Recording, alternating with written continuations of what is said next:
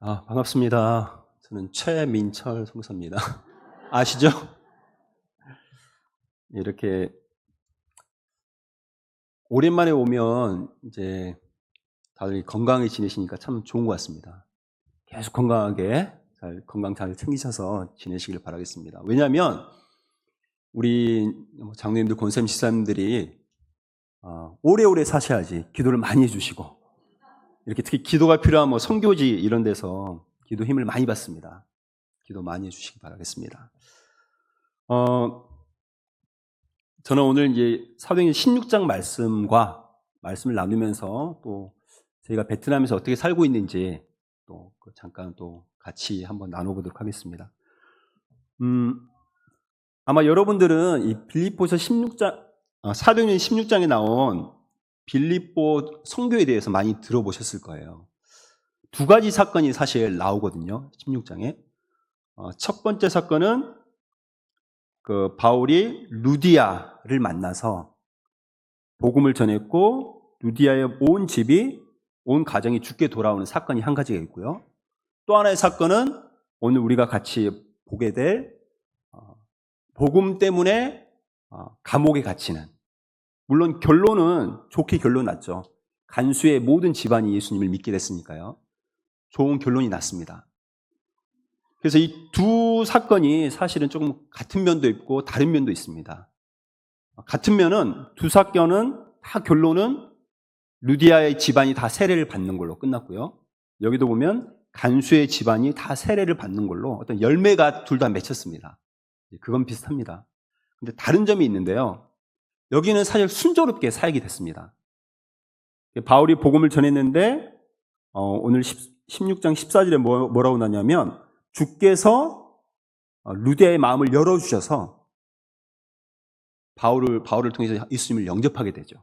순조롭게 일이 풀렸습니다. 우리가 전도하다 보면 그런 경우 많이 만나시죠. 복음을 전했는데 준비가 잘 된 영혼을 만나면 그 자리에서 예수님 영접하기도 하고요. 저희들도 베트남에서 이제 전하다 보면 잘 준비된 아이들은 좀 시간이 필요하지만 2년, 3년 후에 예수님 믿고 이렇게 저희 도와서 사역을 하다가, 또 지금 그 친구 중에 한 명은 저기 춘천의 강원대학교에서 대학원에 다니고 있거든요. 석사 과정을 하고 있습니다. 끝나면 아마 베트남 오면 저희들과 또 같이 사역을 하겠죠. 이렇게 쉽게 풀린 일들이 있습니다.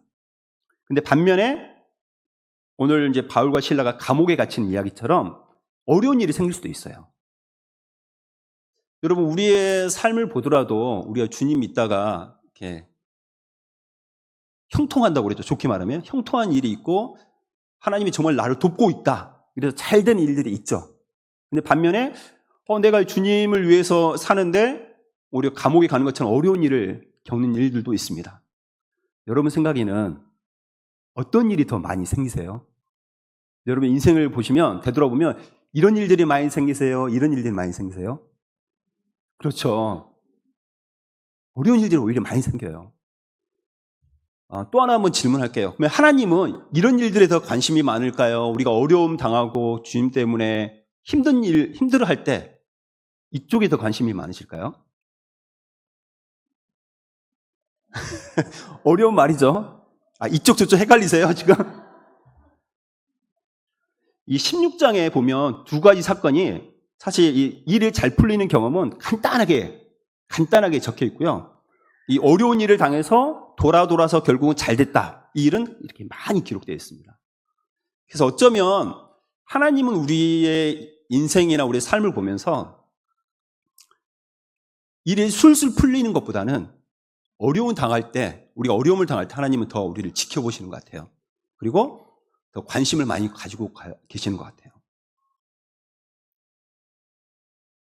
저희가 좀 어렸을 때는, 저도 이제 내년에 50이거든요.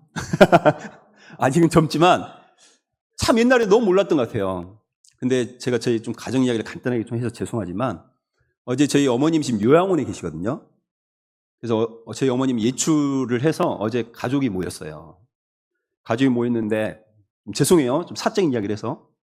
저희 어머님 요양원에 계시다고 왔는데 지금 이제 거의 혼자 못 움직이세요. 못 걸으세요.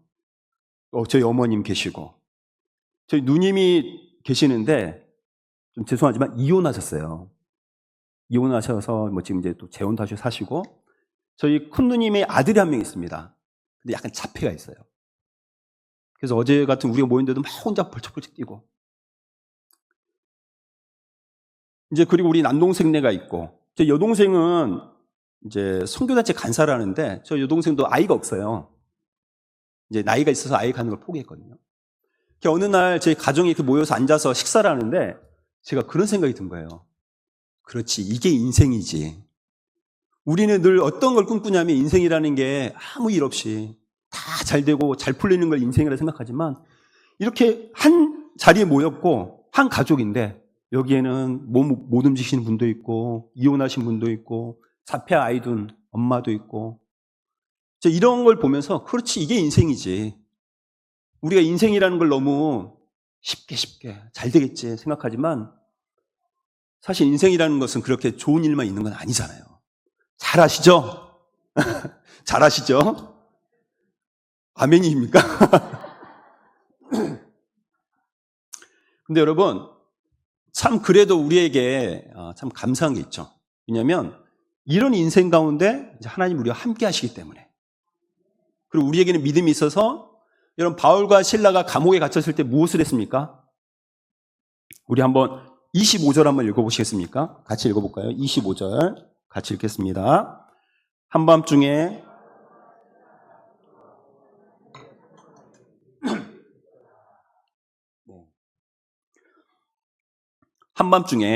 바울과 실라가 옷이 벗기고 매를 많이 맞았어요. 그리고 깊은 감옥에 갇혔습니다. 그러다가 이제 정신을 차리고 한밤중에 기도하고 하나님을 찬송했대요. 여러분, 이게 결코 쉬운 게 아닙니다. 여러분, 힘든 일 있을 때 기도하면 되지. 아니요, 안 됩니다. 그게. 그런 경험 있으시죠? 저희도 저희 큰아이 주원이 저희 아내가 임신했을 때 저희 아내가 그때 신장약을 먹고 있었거든요. 병원에서 기형하라고 그랬어요. 낳지 말라고 하라고 했어요. 근데 그 이야기를 딱 듣는 순간 너무 힘드니까 이게 기도가 안 나와요. 야, 힘들 때 기도해야지. 그게 말로 되는 게 아니거든요. 근데 이 사람들은 거기서 기도를 했대요. 또 하나는 하나님을 찬송했대요. 다른 말로 하면 하나님을 노래로 찬미했다고 그러거든요. 찬미했다. 여러분, 이게 그냥 되는 게 아니고요. 참 이게 신비로운 일이고요. 사실 우리 성도들의 힘이라는 게 사실 결국 여기서 나옵니다. 같은 고난을 만나도 서양 사람들은 죽겠다고 부르고 힘들어하지만 이렇게 하나님 앞에 기도하고 찬미하고 찬송하는 그런 어려운 상황을 돌파할 수 있는 능력, 그게 바로 우리 성도들이 가지는 가장 큰 축복이고 사실 능력입니다. 아멘이십니까? 오늘 이 이야기를 좀 같이 본문을 가지고 좀 나누어 보려고 해요. 우리 16절 한번 보시겠어요? 우리가 기도하는 곳에 가다가 점치는 귀신 들린 여종 하나를 만나니 점으로 그 주인에게 큰 이익을 주는 자라. 17절도요. 그가 바울과 우리를 따라와 소리질러 이르되 이 사람들은 지극히 높은 하나님의 종으로서 구원의 길을 너에게 전하는 자라 하며, 바울이 하루는 이제 전도를 하러 가다가 귀신 들린 여종을 만납니다. 근데 이 여종이 계속 오늘 본문에 보면 따라오고 있어요. 쫓아오면서 뭐라고 하냐면, 바울과 실라는 지극히 높은 하나님의 종으로서, 잘 들어보세요. 이 사람들은 지극히 높은 하나님의 종으로서 구원의 길을 너에게 전하는 자라. 맞는 말입니까? 틀린 말입니까? 100% 맞는 말이죠. 귀신도 알고 그렇게 말하는 거죠. 근데 이 말을 들었는데 바울은 기쁜 게 아니라 심히 괴로웠다라고 그래요. 18절에 보면 이같이 여러 날을 하는지라 바울이 심히 괴로워. 한번 여러분 생각을 해보시겠어요? 바울이 왜 괴로웠을까요? 왜냐하면 아무리 맞는 말을 한다 할지라도 귀신 들린 종이 그 말을 하면 사람들은 어떻게 생각할 것 같아요? 예를 들어서 이런 상상을 한번 해보시겠어요? 정말 이 사람의 삶은 완전히 엉망진창이에요. 근데 이 사람이 다니면서 나는 창신제일교회 다녀. 나 예수 믿는 사람이야.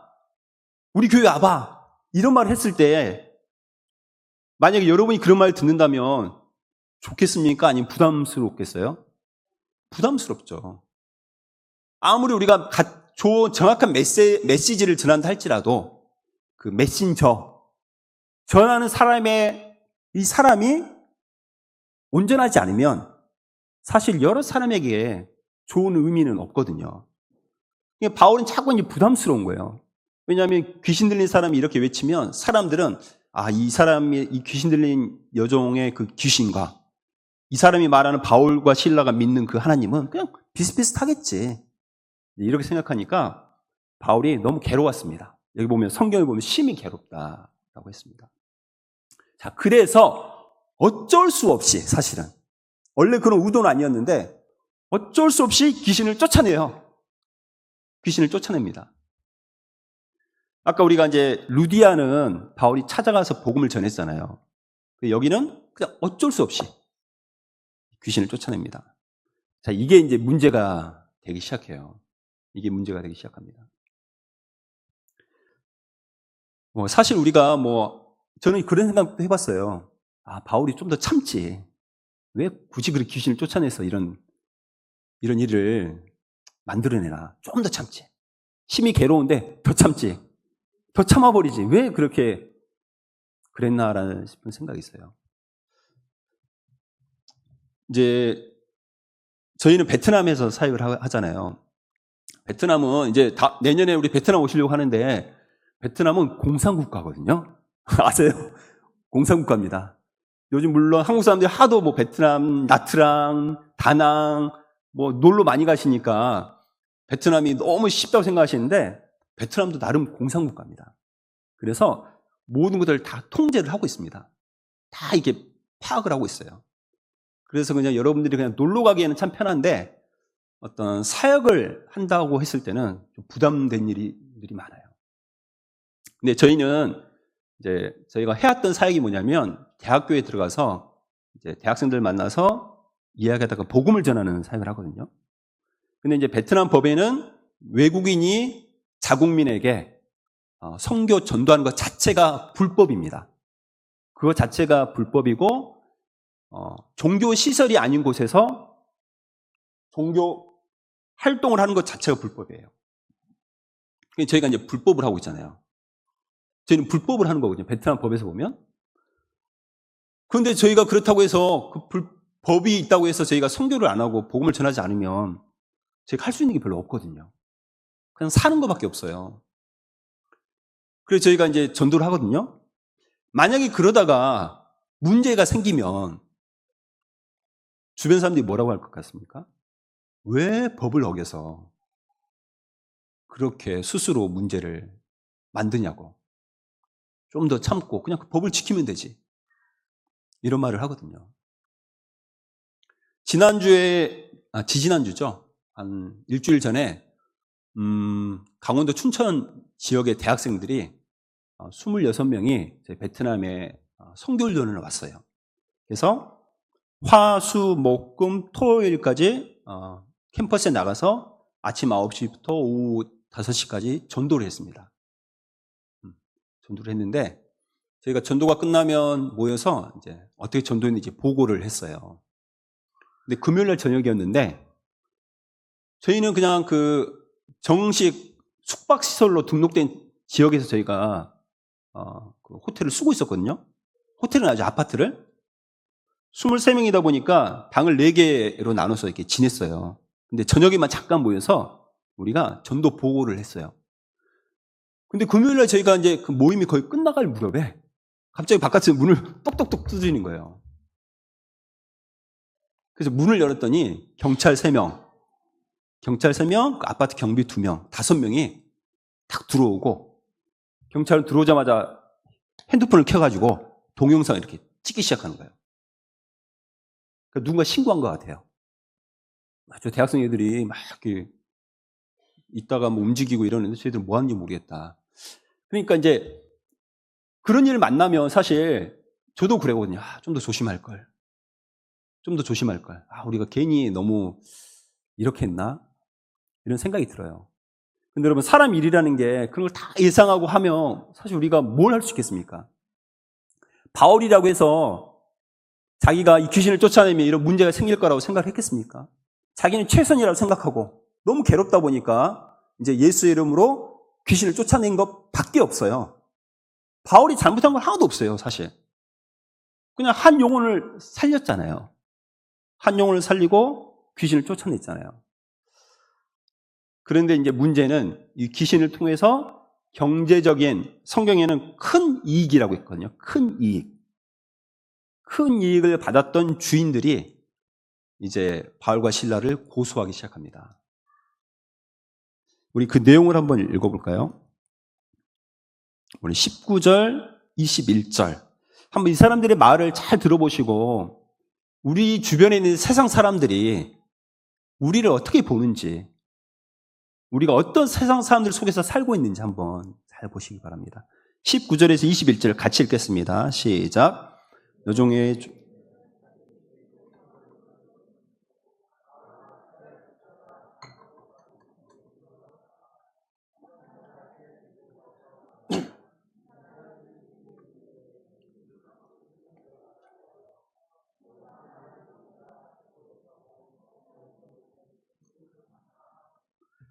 여러분 19절, 20절, 21절, 특히 이제 20절, 21절 한번 보시면 이 사람들이 지금 바울과 실라를 고소하는데 맞습니까? 이 고소가 맞는 말 같습니까?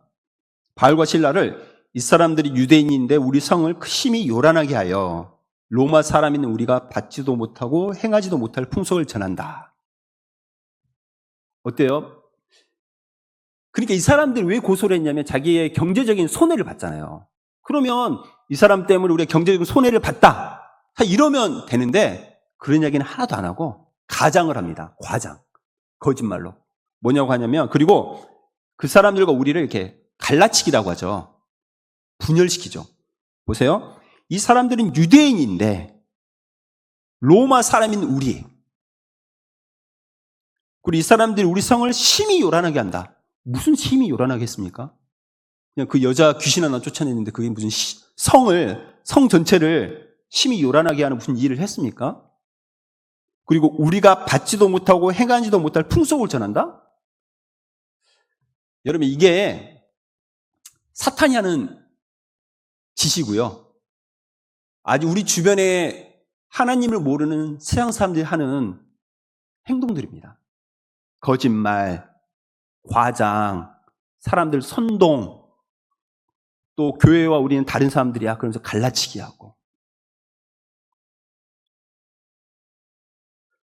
저희가 베트남 사람들을, 사실 한국이나 베트남이나 비슷한데 여러분들도 사실 주변에 안 믿는 사람들 속에서 살아가는 게 쉽지는 않으시죠. 예수님 말한 것처럼 이리들 가운데 우리 양들처럼 우리가 보내셨잖아요.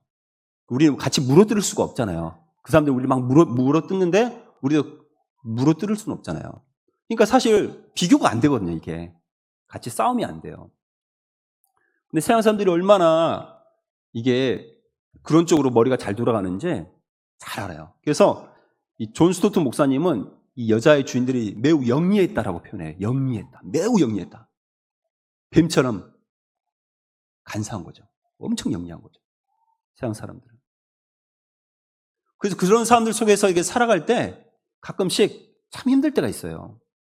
같이, 솔직히 말해서 같이 확 한 대 쳐주고 싶을 때가 있어요. 없으세요? 없으시면 안 되는데. 사람이 아니시네.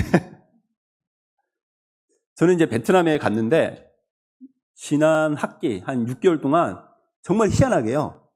지금까지 그렇게 경찰을 만나본 적이 그렇게 많이 없었는데 지난 6개월 동안 경찰을 5번을 만났어요. 이제 한 4-5번은 그 교통경찰. 한국은 교통경찰을 만나면 사실 마음이 놓이잖아요. 안 그러신가요? 안 그러세요? 저는 한국 와서 경찰을 보면 너무 반갑더라고요. 아니세요? 한국이 변했나요? 저는 한국에서 경찰 보면 되게 반가워요. 근데 베트남은요, 경찰 보면요, 가슴이 철렁 내려앉아요.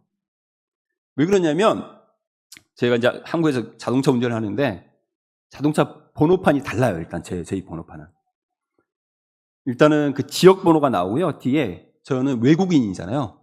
외국인이라는 표시가 있어요. NN이라고. 그러니까 저희 번호판에 외국인이라는 표시가 있고요. 심지어 한국 사람이라는 표시도 있어요. 이 사람은 외국인이고 한국 사람입니다라는 번호판이 딱 있어요. 그러니까 저희는 저희 신분을 감출 수가 없어요.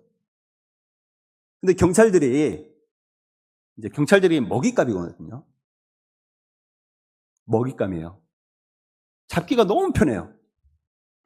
그러다 보니까 여러 번 잡혔어요. 그리고 이제 문제는 뭐냐면 베트남에 지금 이제 대학 졸업하고 한 달 월급이 평균 한 40만 원, 많으면 한 50만 원 정도거든요. 한 달 월급이.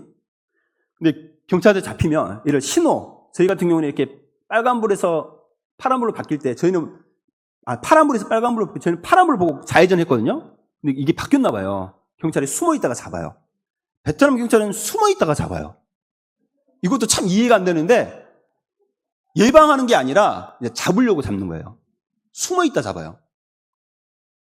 불쑥 나타나는 거예요. 세워요. 자, 그리고 나서 이 사람들이 기본적으로 요구하는 돈이 얼마냐면 우리나라 돈으로 30만 원을 요구합니다.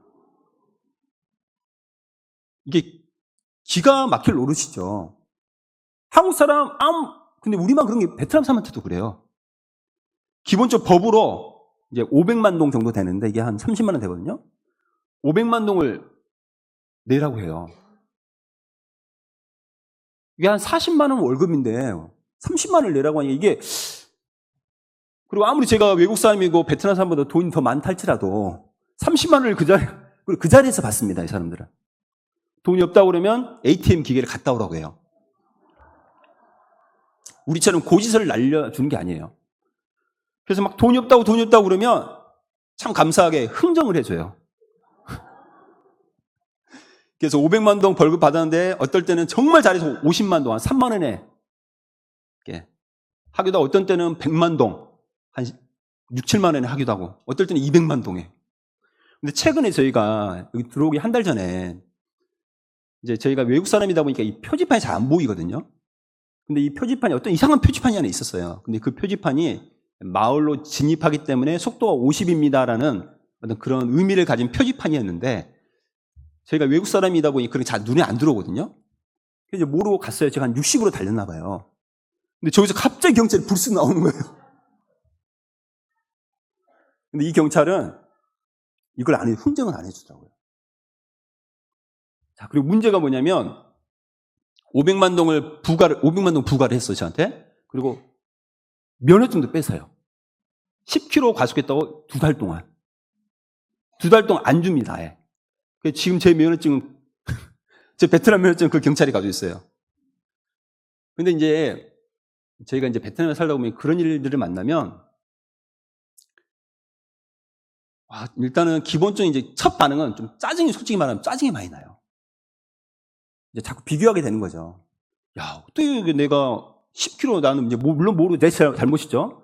50인데 60을 달렸다고 해서 벌금을 30만 원을 매기고, 운전면허증 2달을 빼앗아가 버리고.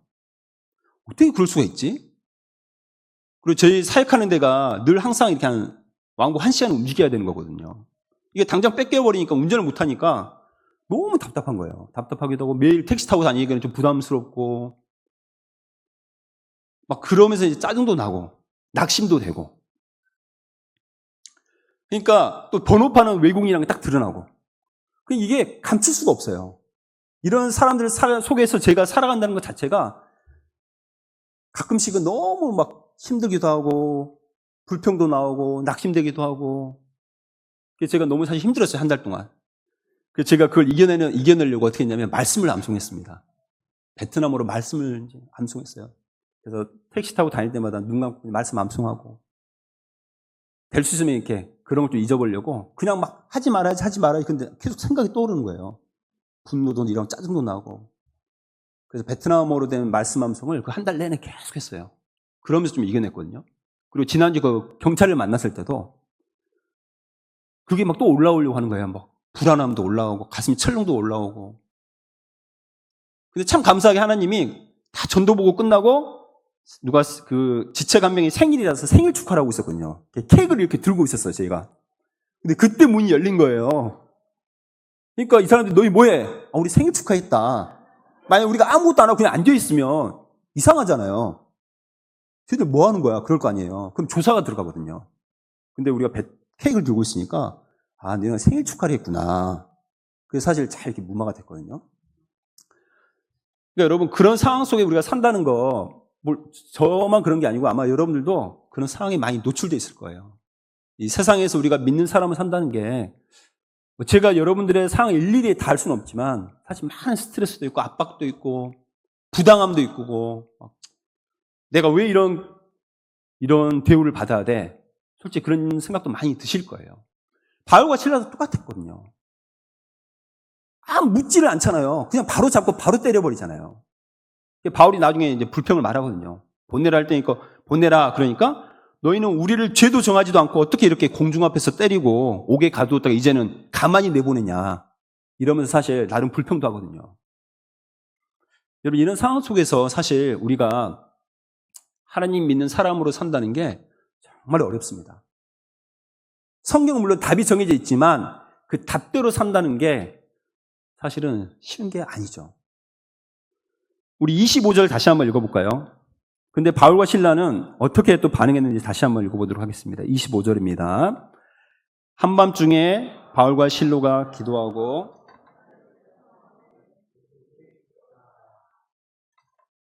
여기 한밤중이라고 했는데 물론 이제 감옥에 들어와서 아마 처음에 정신을 좀 잃고 좀 추스린 다음인 것 같아요.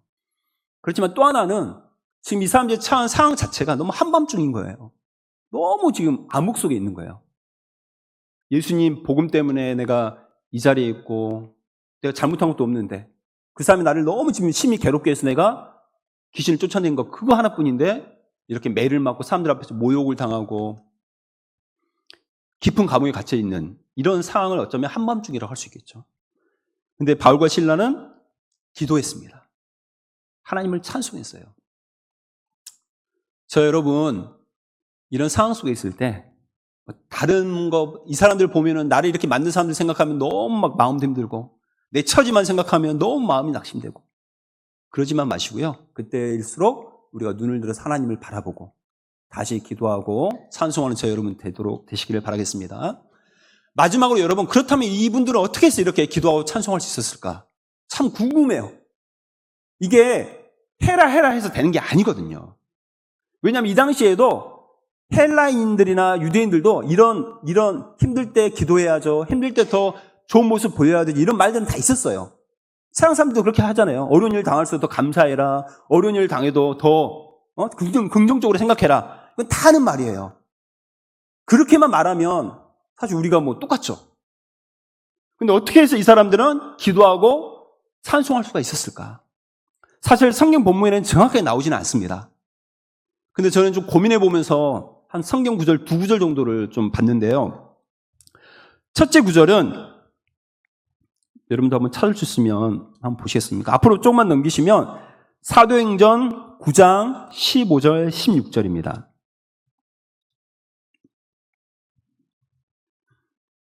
사도행전 9장 15절, 16절.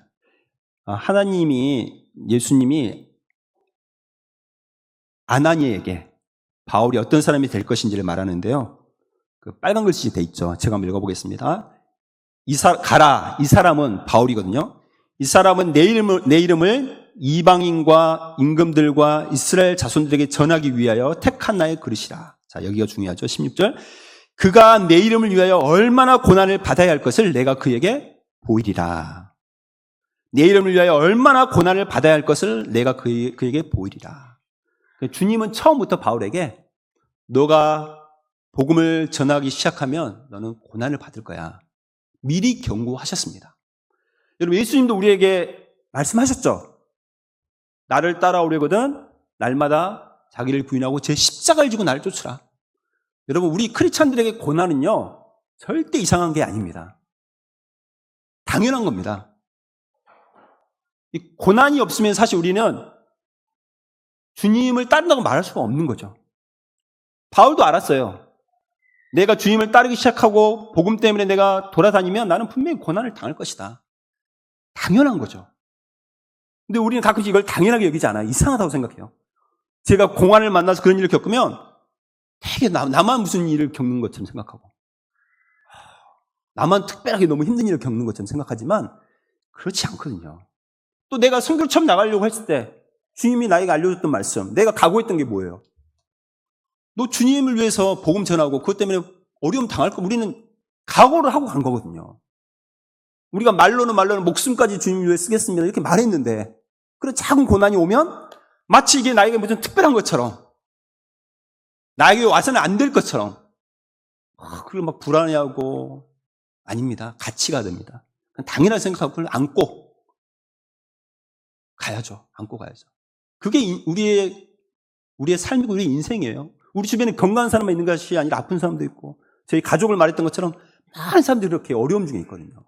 이거 같이 가는 게 우리의 인생이고 그렇지만 그 상황 속에서 우리 예수님과 같이 가는 것 이게 우리의 어떤 제자의 삶이고 우리가 가는 길이거든요.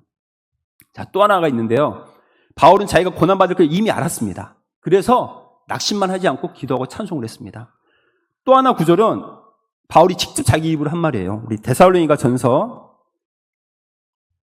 자, 마지막으로 같이 찾아보도록 하겠습니다. 데살로니가 전서 2장 2절 말씀입니다.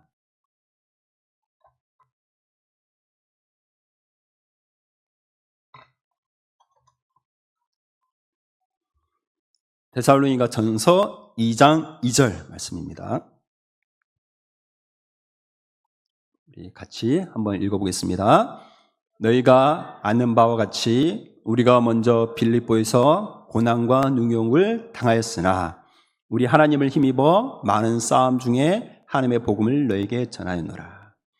그럼 바울은 빌립보 다음에 데살로니가를 갔거든요. 그리고 데살로니가 교회에게 뭐라고 하냐면 우리가 먼저 빌립보에서 고난과 능욕을 당했다. 이런 사건을 말하는 거거든요. 지금 자기가 당하고 있는 사건을 나는 고난과 능욕을 당했다.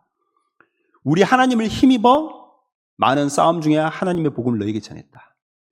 그러니까 물론 이제 데살로니가에서 복음을 전했던 비결에 대해서 말하지만 똑같거든요. 바울이 어떻게 해서 그런 어려움 속에서도 기도하고 찬송할 수 있었냐면 여기 보면 하나님을 힘입어. 여러분 하나님을 힘입어. 저도 제가 살려고 말씀을 암송을 했거든요.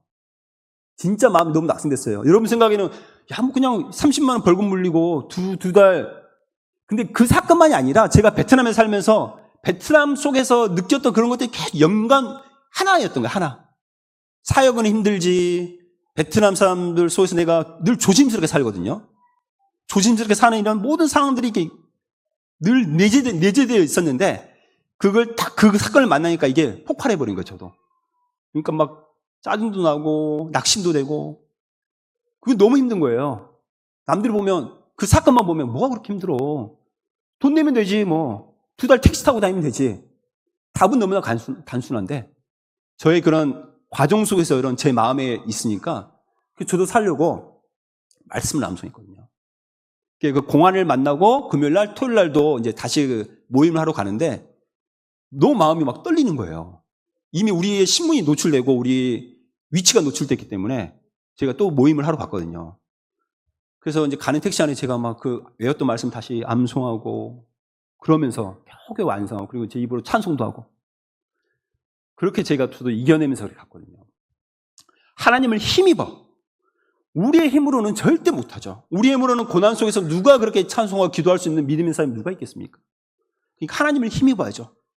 기도하고 뭐 저처럼 말씀을 외우든지 주변 사람에게 기도해달라고 하든지 그러면서 뭔가 다시 한번 내 안에 이런 어려운 상황을 돌파할 수 있는 기도와 찬송이 다시 한번 불러일으켜질 수 있도록 하나님을 힘입어야지만 우리에게 있는 이런 고난들을 다 이겨낼 수가 있습니다.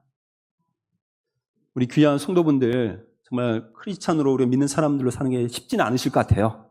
그렇지만 오늘 말씀처럼 한밤중에 깊은 감옥에서 옷은 찢어지고 많이 맞아서 퉁퉁 부어있고 피는 나지만 그런 상황 속에서도 하나님을 힘입어 찬송하고 기도했던 우리의 믿음의 선배, 저 멀리 있는 사람이 아니라 같은 인간이지만 하나님을 힘입어 찬송하고 기도했던 바울과 실라처럼 여러분들도 그렇게 이겨내시는 저와 여러분 되시기를 바라겠습니다.